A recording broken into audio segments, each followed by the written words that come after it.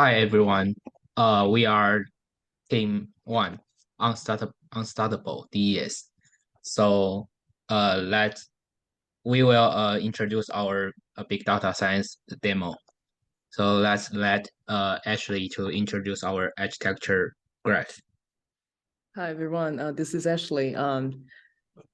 So this is the up-to-date architecture graph, and my team members will dive into the details in the following sections. So next slide, please. And I will start with the data source and ingestion part. Okay, so this is about the first part of this architecture graph. As for the data source, we have the source data, like six source data as the local CSVs, and we created the source system by creating the relational database instance on AWS using the RDS service. And actually, the source data cover dimensions tables such as IOs, department, and products information. And we can also derive the attributes per product and also the attributes per user per order from the other tables. Recording in progress. Order products prior and order products train. So we migrated. So we use the local file import functionality to import those source tables into the RDS instance. So that's the source system in the architectural graph. The database name is RetailDB, and we also created retail schema and then we created using DDLs to create those tables in that schema and then import the data. And the next step is using the data migration service to migrate the source tables to S3 bucket as our first bucket, which is the raw data bucket. So we follow the following steps, created the replication instance, which is called retail pipe. And we also configure the source and target endpoints. So the source is RDS, retail DB, target is the raw data bucket in S3. And also we enable the full load and ongoing change checking functionality, which means once this data migration service task is completed, we will have two separate files under, let's say, IOs folder in S3 bucket, raw data bucket. And it has one full load file and another one is the CDC chain checking file with the labels such as insertion, deletion, and updated. And also we have designed the data partition functionality to partition the data based on the year, day, and month, day information to improve the data migration performance efficiency. So once we have these raw data files available in S3 bucket, we will progress to the transformation process and then populate BI facts and machine learning facts for further analysis. So now let me over to Kevin to introduce more about the naming conventions and the structures of S3 buckets. Thanks. Thank you, Ashley. So in order to successfully implement our recommendation system, data storage is a key component. We have chosen to use AWS S3 as our data storage solution and have created the following buckets. The first bucket will be named raw data bucket. This bucket stores the raw data that originates from our relational database. It's divided into two subdirectories: database snapshots for storing snapshots of the entire database, and database changes for capturing changes or updates to the properties within the dataset daily. The second bucket would be clean data bucket. This bucket stores the clean data that has gone through the data cleaning process. We plan to use AWS Glue to do the cleaning process, which may include removing duplicates, dealing with missing values, correcting errors, and any other data cleaning tasks. The next bucket will be transformed data bucket. This bucket stores the transformed data that has gone through another ETL process. We will also use AWS Glue to transform the clean data into different forms, either for BI use or as machine learning inputs. This may include aggregation functions and attributes, also creating features for machine learning model. Our next bucket would be output bucket. This bucket stores the machine learning outcomes, which can be used by API endpoints to deliver our recommendations.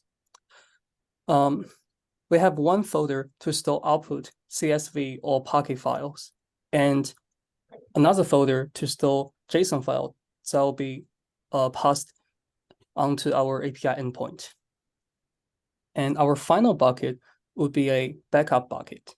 This bucket stores our backup copy of our data. So we plan to use a shell script to sync all data daily from other buckets and save a copy to the local storage as well.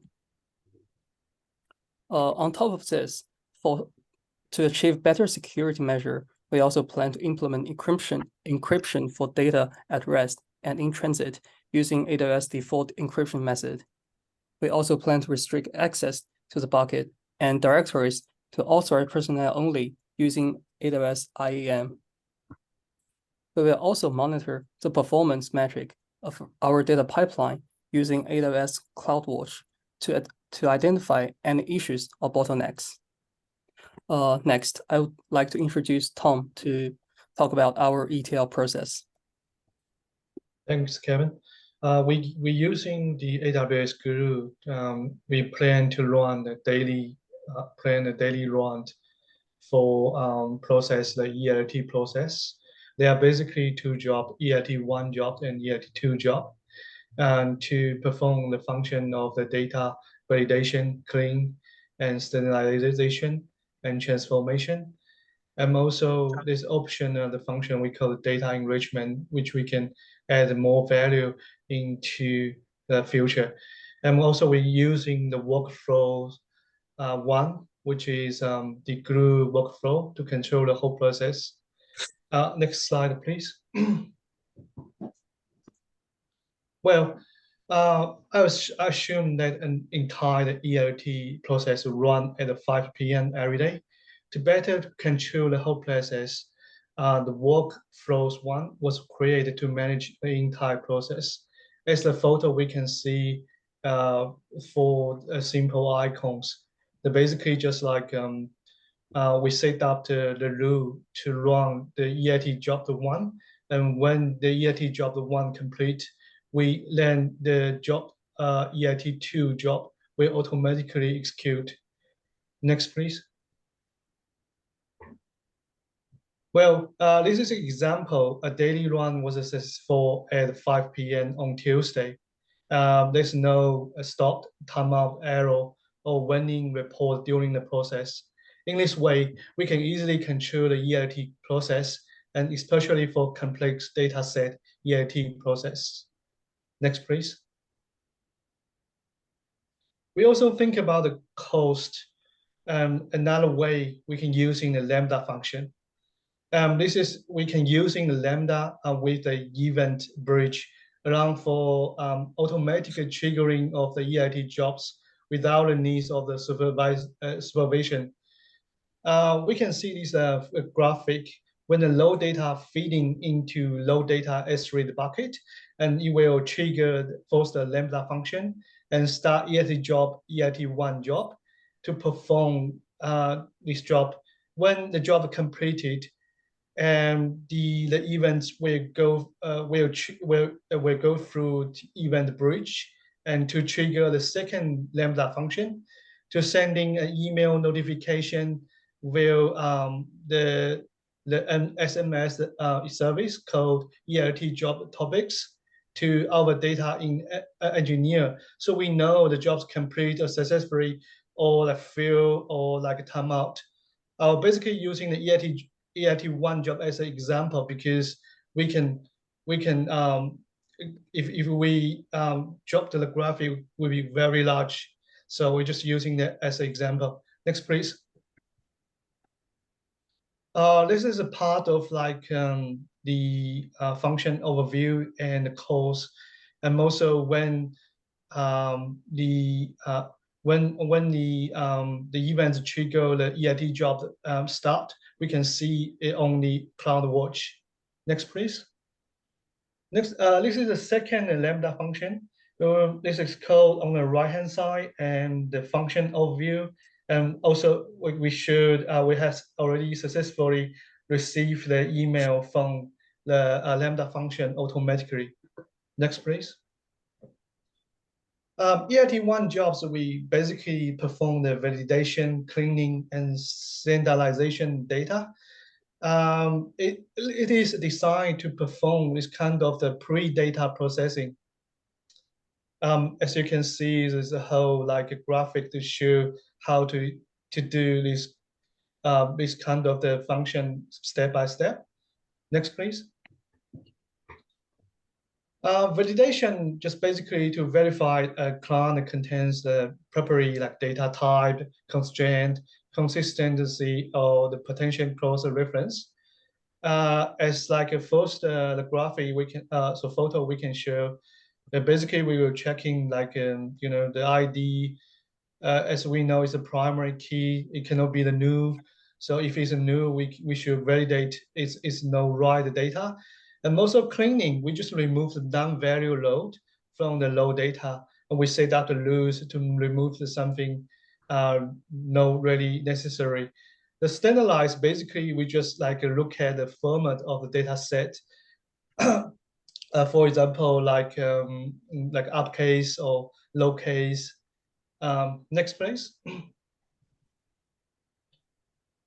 And also, we think about the data partition always like we're using the collection data to generate data partition. The structure looks like under the table folder, there is the year folder and the month folder and the day folder. So in the bottom of the folder, we can see all the files over there. Next, please. Well, another output, we not only generate the CSV, the file, we also generate the data catalog. Why we generate the data catalog? Because it is the quite useful element for the EIT process. It can offers the centralized approach to manage analysis the data resource, and also it can integrate with other AWS services such as Athena or like Radar shifts. Also, it can enable the convenient querying of the data from various sources. In our project, we are exploring the possibility to using catalog associated with the Athena along with the query function to enable access via the API gateway. Next, please. EIT job is basically created to generate the transform data from input data and use the output feature to provide the recommended products based on the customer's previous shopping history. This graph, this photo just show how I enjoying the whole the tables. Basically, you just a table join the table. And then I add the timestamps, which is the collection data. And then I delete the join, duplicate the column, and save this, we call the final join table into the S3 bucket. Next, please. These steps also generate the catalog and S3 the outputs as the photo show. Next, please. Now I have successfully performed the EIT process. Low data is clean and structured now. Next step, data enrichment makes the data more useful by adding value to it. In my example of the custom defined feature, we add reordered rate and also recommend column in these photos. Next, please. Yeah. Also, we can easily to make the a visualization for each column and the data and the features we create. And on the right-hand side is a receipt I create to add more data into on our project. Next, please. Now I just showing my the screenshot. I wanna show our basically the table to you guys. Yeah. Can you see my screen? Yeah. Okay. Basically this is the notebook. I just like to the table one and show. Basically just like a simple codes. I wrote it down just using the file Spark, create a session and transfer. I just read the CS file and into the data framework, and then show the data frame about the 10 rows. This is the first table, which is like the final join table. The second one is like our features we create about the reorder rate and the recommendate. And the point is like the over like 80% of the reorder rate, we just recommend these like products to our customers. Of course, there are many like features we can add, but currently we just want to show we have a capability to writing the codes, sort of things. Next, welcome my the mate Ray to introduce API. So next we need to send our data to end users. So we're gonna use API gateway and AWS Lambda function to implement it. And we will store our machine learning result in the S3 buckets, and then we'll set the Lambda trigger as a API gateway. And then when the end user use API to send a get or post request, API gateway will automatically trigger the Lambda function. So the Lambda function retrieve the data from the S3 buckets and send it to the end users. So as the picture shown on the top, we will set the trigger, and the bottom code shows that we will retrieve the data from the specific folder and then return it to the end user. So there are a second option that we can implement it. So rather than sending a simple get or post request, this time the request is a query. So we can use the query to use as in the Athena, and that means the end user can search what they want using the query. So let's Link to introduce the Git. Good evening, everyone. My name is Ling. Today, I would like to talk about the work we have done on the GitHub over the past few weeks. First, I will talk about the name and the purpose of the GitHub repo. The next is a coding and document in the GitHub repo. The last is a specific task we have accomplishment. Next slide, please.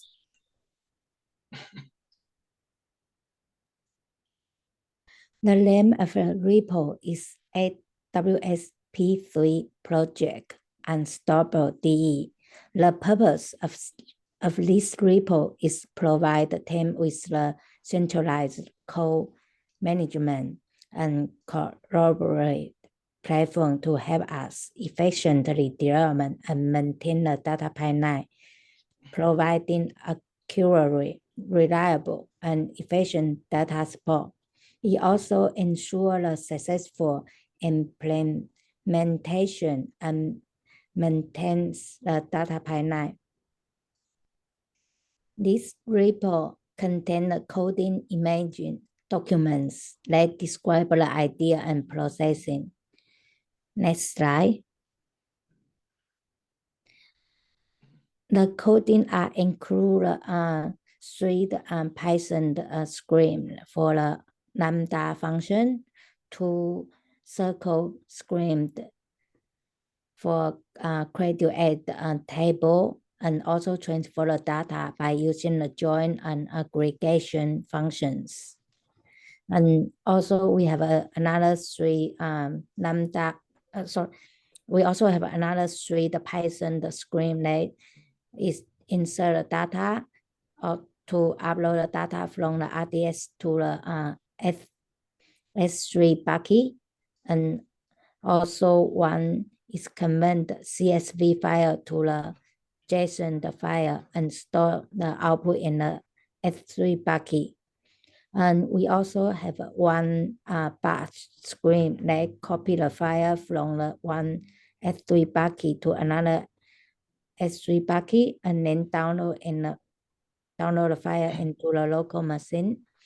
Overall, the tasks that we have accomplishment are involved setting up and maintain the database, migrating the data into it, transforming, and make it accessible through the API. Next, our team member August were talking about the machine learning part. Hello, this is Augusta.